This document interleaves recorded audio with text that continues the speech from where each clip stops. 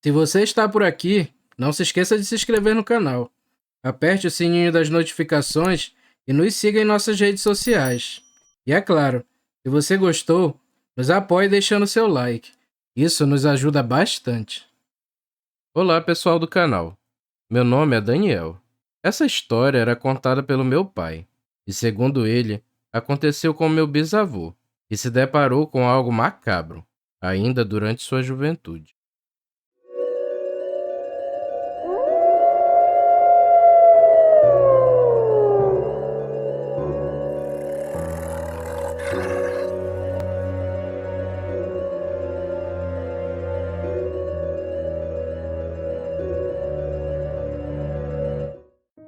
Me chamo Justino.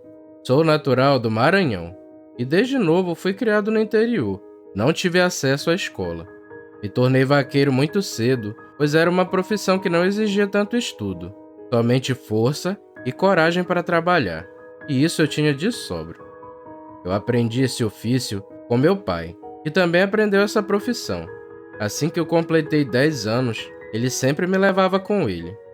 Digamos que eu terminei de me criar em cima do lombo de um cavalo. Durante muitos anos, fiquei ali, ajudando meu pai, aprendendo tudo o que podia.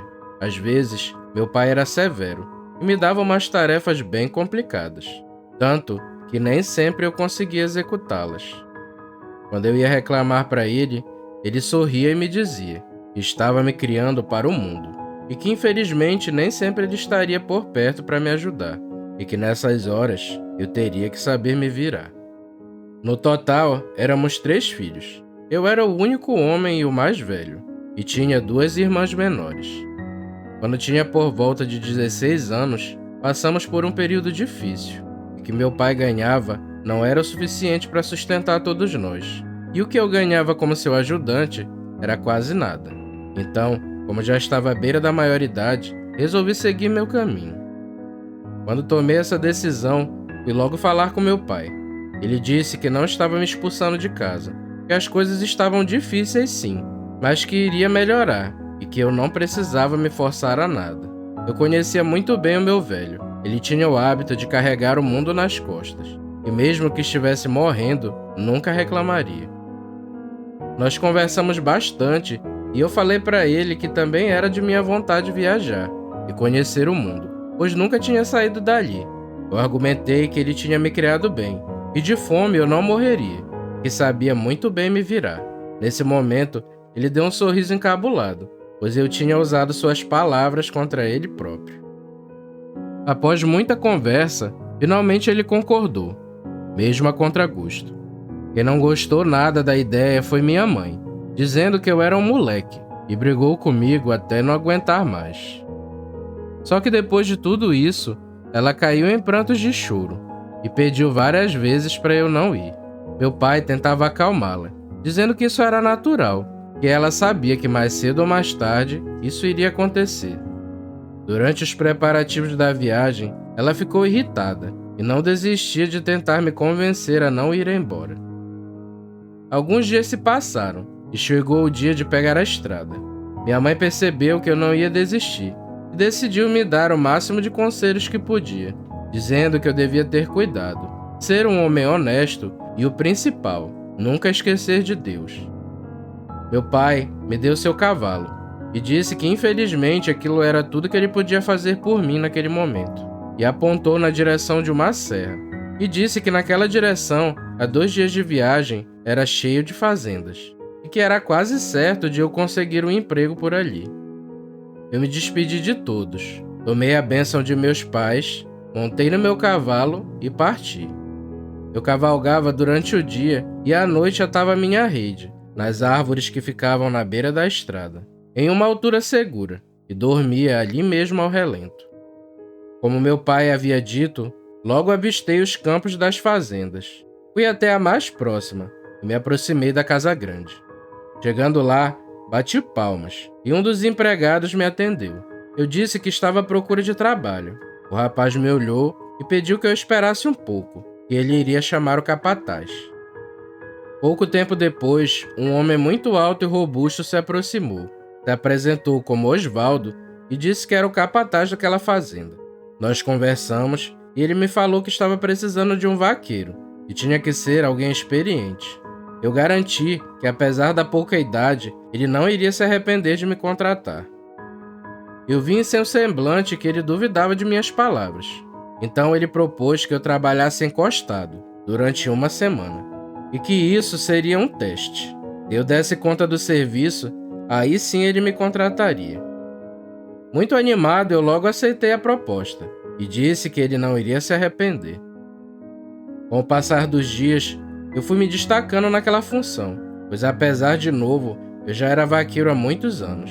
No fim de semana, finalmente o capataz concordou em me contratar. E eu fiquei feliz, pois finalmente teria meu ganha-pão. A fazenda em que eu trabalhava se chamava Curiaú, fazendo homenagem à comunidade em que o dono tinha nascido. E este, por sua vez, se chamava Jaime. Seu Jaime era um patrão muito bacana. Nos pagava um salário até acima da média. O lugar era bem próspero e se sustentava através da venda de bois e cavalos. Eu me empenhava nos meus afazeres, e aos poucos fui tendo mais responsabilidades. E assim, muitos anos se passaram. Eu já estava com 25 anos. Eu estava responsável pelo transporte e entrega dos animais que seu Jaime vendia.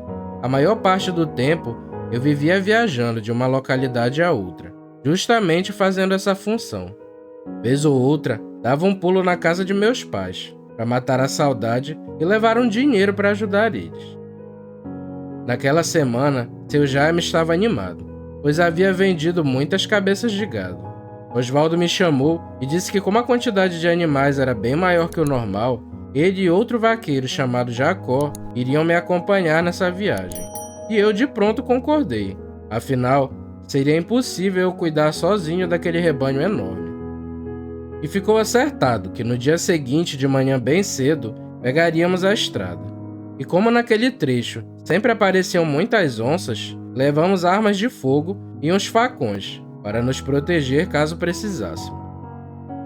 Assim que o sol começou a surgir, já estávamos saindo da fazenda. A localidade onde levaríamos o rebanho ficava a uns 3 dias de viagem. Naquele trecho, em sua maior parte, era deserto. Então, como já era de praxe, dormiríamos ao ar livre. Conversamos os detalhes com Osvaldo, e ele falou que já tinha ido para aquelas bandas algumas vezes. Ele mencionou que no decorrer do caminho haviam 2 igarapés, e que usaríamos esses locais para acampar e dar de beber aos animais. Seguimos viagem o dia todo. O sol castigava, mas todos nós estávamos acostumados com aquele serviço. Já no cair da noite, fizemos a primeira parada. E o garapé estava exatamente como Osvaldo havia dito.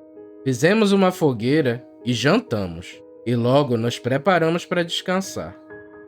De madrugada, os animais começaram a fazer barulho. Acordamos e fomos verificar o que estava acontecendo.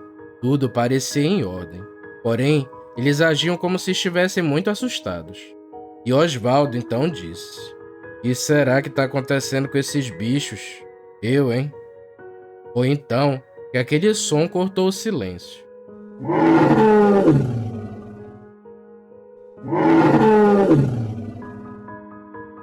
Nos olhamos sem entender o que poderia ser aquele barulho.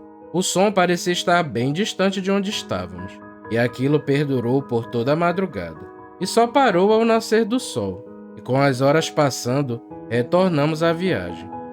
O dia seguinte foi tranquilo, e não tivemos nenhum problema. E logo, a noite se aproximava. Já estávamos próximos ao segundo igarapé, e Osvaldo disse que nessa segunda parada havia algo como um velho curral, já que aquela estrada, apesar de deserta, era uma rota muito usada para transporte de gado. E dito e certo, havia mesmo uma cerca, onde colocaríamos os bois. Amarramos e alimentamos os cavalos, e fizemos mais de uma fogueira, para proteger o rebanho.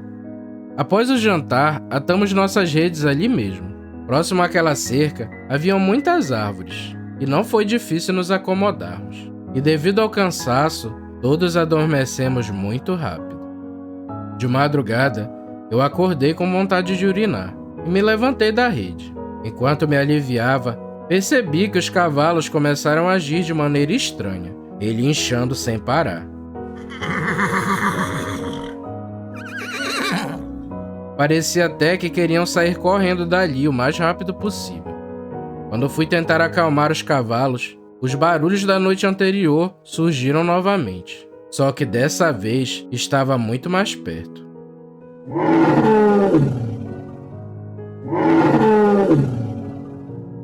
Além dos esturros da vez anterior, dessa vez também haviam uivos, que arrepiavam até a alma.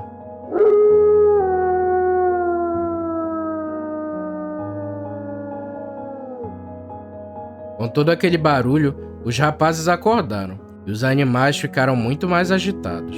E como aquela cerca era bem velha, um dos garrotes acabou fugindo. E quando tentei pegar um cavalo para ir atrás do animal, eles se levantavam e era impossível de montar.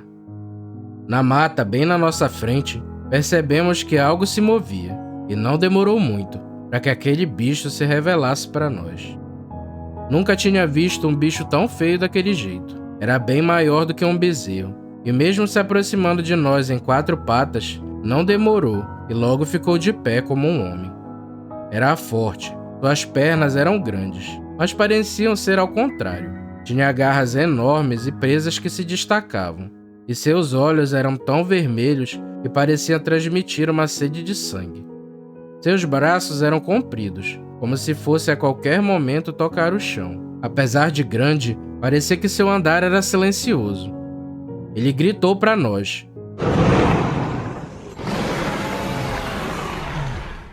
como se estivesse avisando que iria nos atacar, e vinha andando calmamente em nossa direção. Osvaldo não hesitou, pegou sua arma e começou a atirar, e até parecia que as balas não feriam aquela coisa.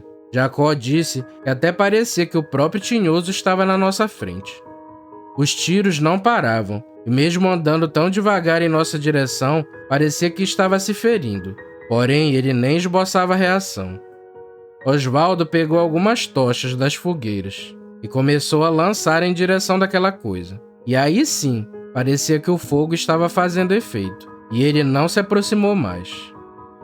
Com tantos tiros, tinha muito sangue no chão, e com toda aquela situação, ainda tínhamos que proteger os animais. E aquela vigília de terror perdurou por horas. As balas já tinham acabado, e só restava alimentar a fogueira, para tentar manter aquilo afastado. Depois de horas daquela situação, aquela fera foi se afastando e voltando em direção à mata. Estávamos exaustos, e ainda tínhamos que procurar o garrote que tinha fugido.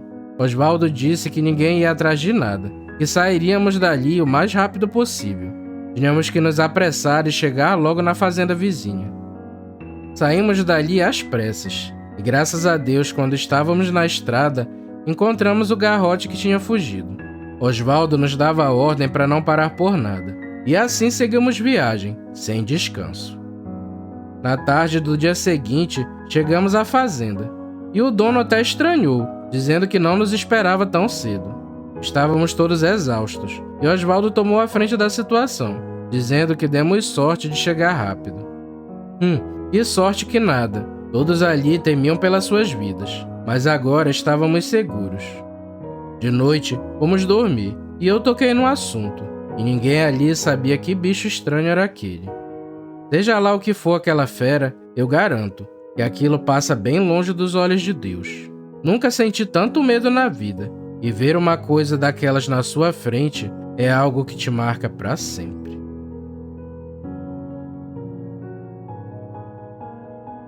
Obrigado por chegar até aqui. Vou te contar um segredo. Quem se inscreve nesse canal está protegido do sobrenatural. Então deixa seu like e siga nossas redes sociais. Isso nos ajuda bastante. Valeu, galera. Fiquem com Deus e tchau.